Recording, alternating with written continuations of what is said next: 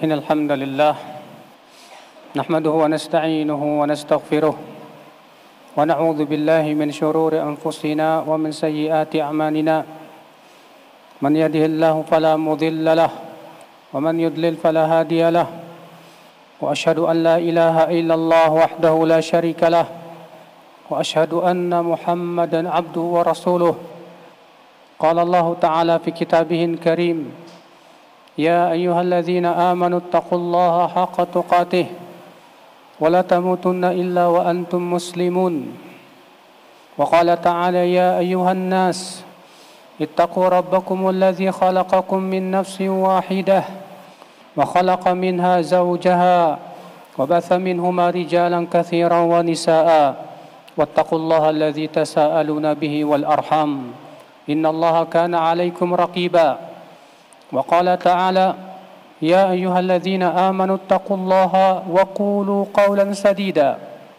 يصلح لكم أعمالكم ويغفر لكم ذنوبكم ومن يطع الله ورسوله فقد فاز فوزا عظيما أما بعد فإن أصدق الحديث كتاب الله وخير الهدي هدي محمد صلى الله عليه وسلم وشر الأمور محدثاتها وكل محدثة بدعة وكل بدعة ضلالة وكل ضلالة في النار.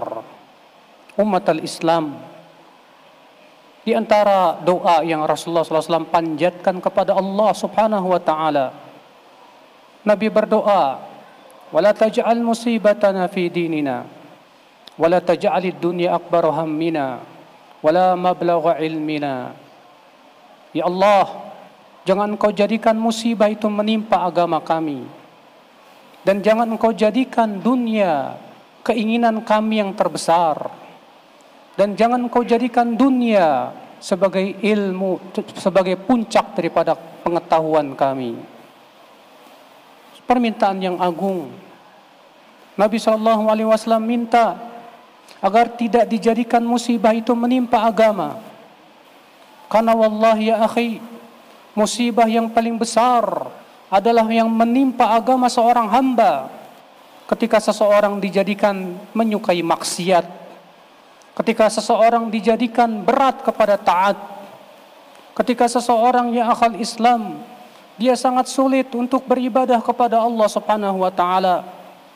Wallahi itu musibah yang menimpa agama seseorang itu lebih berat dibandingkan dengan musibah dunia. Lebih berat daripada COVID-19, lebih berat daripada berbagai macam penyakit-penyakit berat.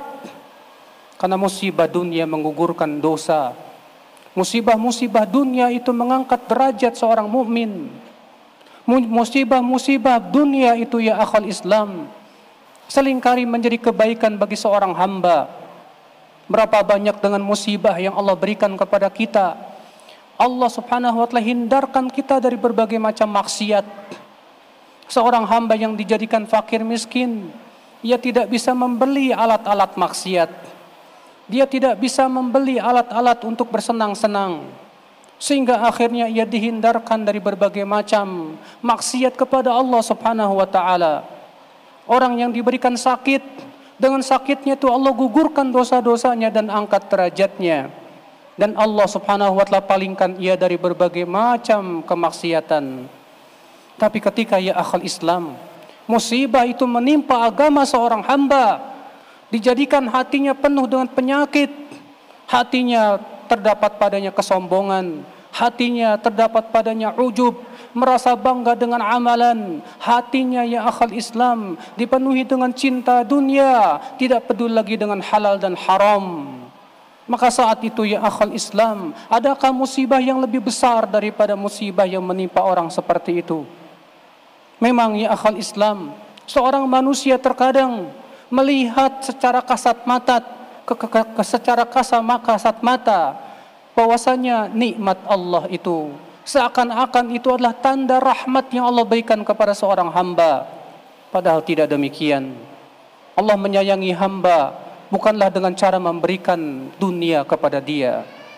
Allah memberikan nikmat kepada hamba yang hakiki adalah rahmat yang terbesar adalah hidayah yang Allah berikan kepada dia.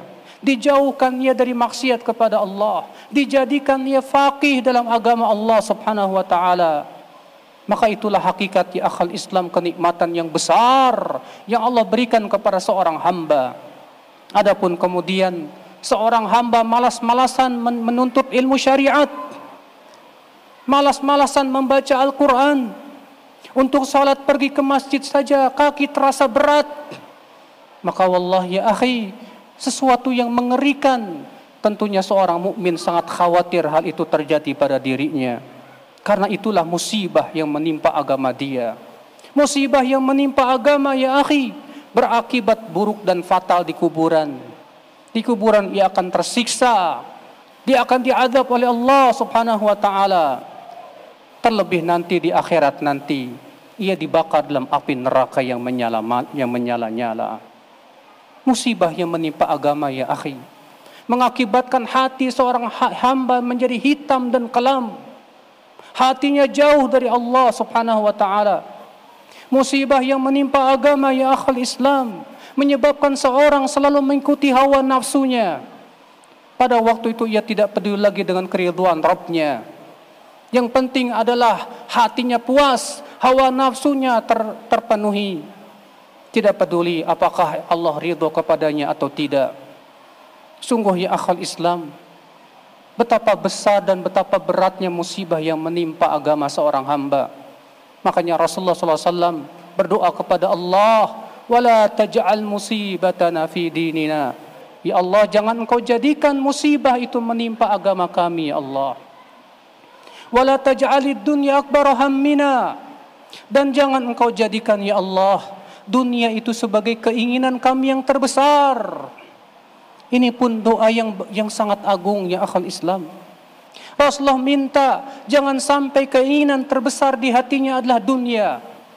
Berapa banyak orang-orang yang di hatinya dijadikan oleh Allah dunia itu sesuatu yang besar, sehingga akhirnya mempengaruhi keikhlasan ia dalam ibadah. Ketika diberikan iming-imingan pahala, tak semangat. Tapi ketika ia tahu bahwasanya kalau ia melakukan perbuatan ibadah ini akan mendapatkan keuntungan duniawi, ia segera semangat kepadanya. Sehingga akhirnya keikhlasannya pun sangat sulit untuk ia jaga.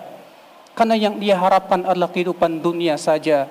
Sementara Allah Jalla wa Ala berfirman, "Man kana yuridul hayatad dunya wa zinataha, nuwaffi ilaihim a'malahum fiha wa hum fiha la yubkhasun. Ulaika alladhina laysa lahum fil akhirati illa an-nar wa habita ma sana'u fiha wa batilum ma kanu ya'malun." Barang siapa yang menginginkan kehidupan dunia dan perhiasannya, kami akan berikan apa yang ia inginkan dari amalannya tersebut tanpa dikurangi. Tapi nanti kata Allah, dalam kehidupan akhirat ia tidak mendapatkan apapun kecuali api neraka. Batal amalnya dan sia-sia usahanya.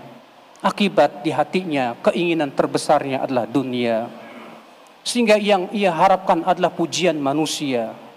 Yang ia harapkan adalah harta. Yang ia harapkan adalah tahta. Sehingga pada waktu itu tidak peduli lagi apakah halal atau haram. Yang penting ia bisa meraih dunia.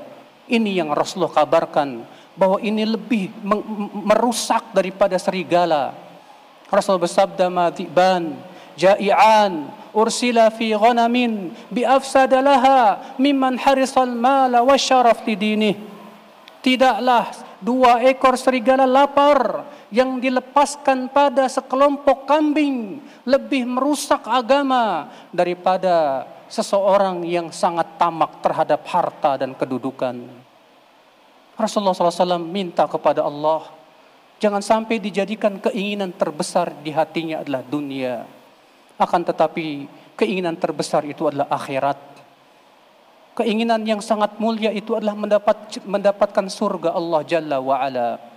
Aqulu qawli hadza wa astaghfirullah li wa lakum.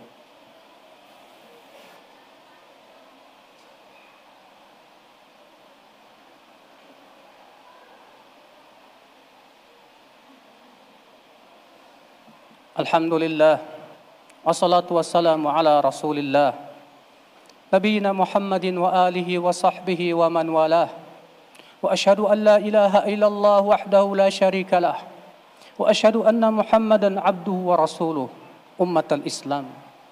Orang yang keinginan terbesarnya dunia, Allah akan berikan 3 perkara.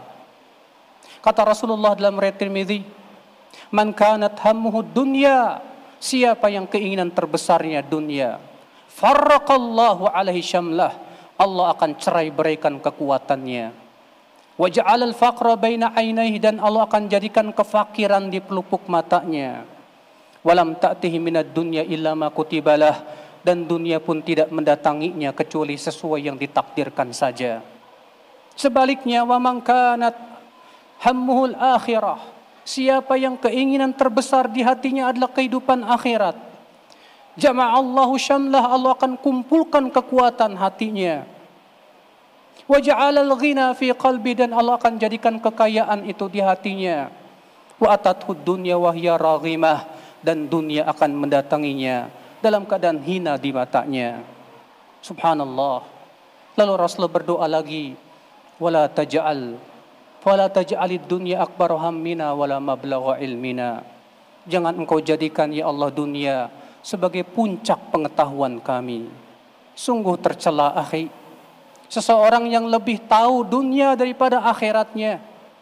Sungguh tercela akhi, seseorang yang ilmunya hanya sebatas dunia, tapi ia tidak faham tentang ilmu agama.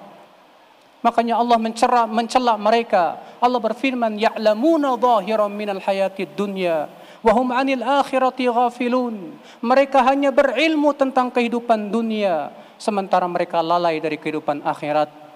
Imam Ibnu Hibban meriwayatkan tentang siapa saja orang-orang yang dibenci oleh Allah.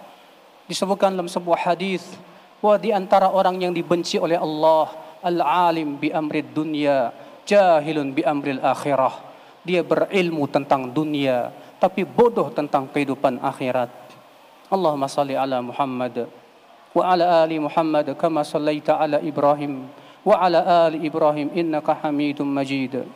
Wa barik ala Muhammad wa ala ali Muhammad kama barakta ala Ibrahim wa ala ali Ibrahim innaka Hamidum Majid. Allahumma ighfir lil muslimina wal muslimat wal mu'minina wal mu'minat al ahya'i minhum wal amwat innaka sami'un qaribun mujibud da'wat fa ya qadhil hajat. Allahumma irfa' 'anna hadzal waba' ya rabbal alamin. Allahumma a'izzal islam wal muslimin. Allahumma ansuril muslimina fi kulli makan ya rabbal alamin. Allahumma aslih wulata umurina ya rabbal alamin. Allahumma hdina ya rabbal alamin wa yassiril huda lana ya rabbal alamin. Allahumma ansurna 'alal qaumil kafirin unsurna 'alal qaumil zalimin. Allahumma tub 'alaina innaka antat tawwabur rahim. Ibadallah, innallaha ya'muru bil 'adli wal ihsan wa ita'i dzil qurba wa yanha 'anil fahsya'i wal munkari wal baghi ya'idzukum la'allakum tadhakkarun. Fadhkurullahal 'azim yadhkurkum washkuruhu ala ni'amihi yazidkum wala dzikrullahi akbar.